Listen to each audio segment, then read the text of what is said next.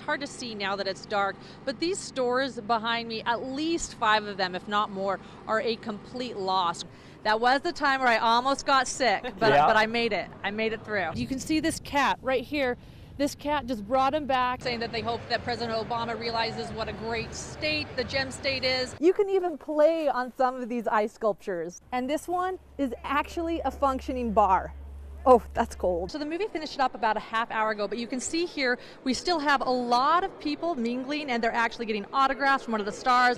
Hey, Roland, yeah, it's Camille Eddy. And Camille is a sophomore at Boise State University majoring in mechanical engineering. You were asked to introduce the president. How did this happen?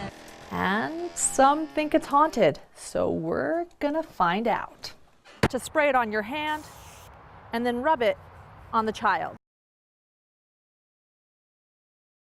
I shouldn't be judged by what's between my legs. DW says she always felt different. When people called me he, I would insist that I was a she. Her father, Tim, saw the same things. Every time I turn around, another Barbie doll would show up. I don't even know where they kept coming from. That wouldn't seem so odd to a dad, except that Tim thought he was raising a son, a little boy.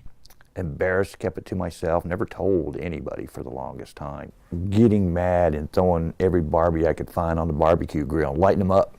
Enough of this Barbie stuff. Let's go get some baseball. I thought maybe I could do more. Maybe I was not involved enough in the life. I thought it was my fault. It wasn't just Tim who fought what he thought was just a phase. Growing up in a small Idaho town, when DW tried to grow her hair out and wear girl clothes, she was bullied. They would beat me up. They would call me a faggot. They were brutal there to me. They told me that I wasn't allowed to wear my girl's clothes. I went home to my mom and I cried. I wouldn't eat. For days, I was just devastated. Some told DW that she was simply gay. It would be gay for me to like girls, because I am a girl.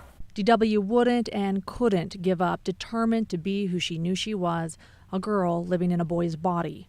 I remember the first time when I was at a babysitter's house, and everyone was playing dress up, and I wore a dress. I remember twirling around in it, and I remember playing with my hair a little bit and wearing these really pretty toy high heels. I felt so at peace, and I finally didn't feel confused. Give me one more hug. And last year something happened. Her father had a change of heart. I love you. I love you.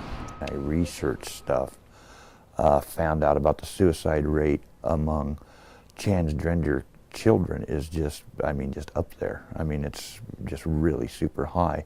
And it's generally because of their parents, and mostly their fathers, people like me, you know. And I had to change.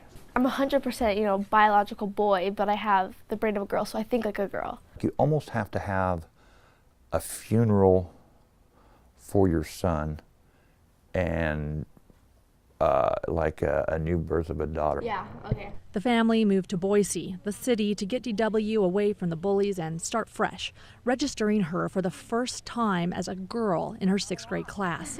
I don't have a son anymore, I have a daughter. I don't think, there's anything about me that's a boy by what everybody else says is a boy. As DW prepares for junior high, she seems to have a strength and a determination unusual for a child her age. You will most likely have lots of bullying. People will judge you and treat you wrong. I know, it sounds scary. But look, I know it sounds easier said than done, but if you just smile through it and love yourself, you will make it through the tough times. Her father worries, knowing what DW's experienced and the unknown ahead. But the determination of his little girl helps him know they can move forward together. I'm past the point where D-Dub is transgender. She's my daughter, and she's an amazing daughter. Lots of changes to go through. I know. Lots of fears, lots of joys. I'm not scared at all. I'm not scared. I'm not scared at all. I'm not scared of us. I'm scared of the other people out there that don't understand. I am not scared about the people that don't understand, because I'm doing this so they will understand. And if they don't understand, then they're not listening. Steve and Monica Sataki don't have the typical love story. I had to push him in a wheelchair. She took very good care of me. Steve was born with a heart defect. They told my folks that I might have, live to be 4 or 5. He proved the doctors wrong long enough to meet Monica, but then his heart started to give. 2 to 3 months to live. Yep. After that, I would have been dead. The couple didn't know how long they'd have, and they knew they'd never be able to have children together. It didn't matter. It was how much time you have here, I'll just spend it with you. Their only hope was a heart donor. I cried all the way home because I thought it was going to be the last time I saw him. And then 2 days later, we got the phone call. The miracle they'd been waiting for. I said, well, they have a heart for us. And I didn't even really know how to say it. I don't really know how I could put into words the gratitude.